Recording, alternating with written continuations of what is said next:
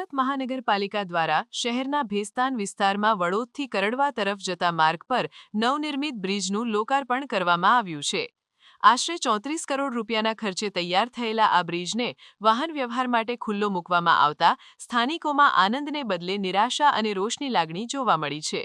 આ બ્રિજ પરથી પસાર થતા વાહન ચાલકોને અધવચ્ચેથી જ પરત ફરવું પડી રહ્યું છે, કારણ કે બ્રિજ પૂરો થયા બાદ આગળની મહત્વપૂર્ણ રેલવે લાઇનની કનેક્ટિવિટી જ ઉપલબ્ધ નથી।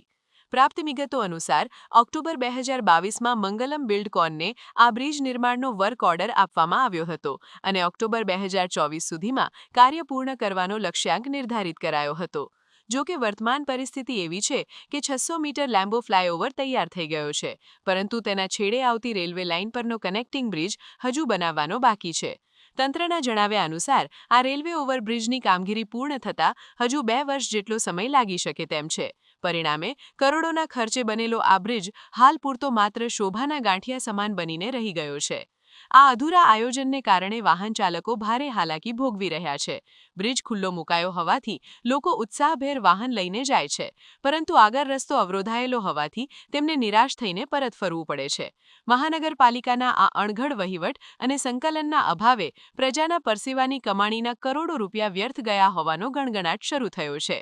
રેલવે મંજૂરી અને કનેક્ટિવિટી સુનિશ્ચિત કર્યા વિના ઉતાવળે કરવામાં આવેલા લોકાર્પણ સામે શહેરીજનોમાં અનેક સવાલો ઊભા થયા છે।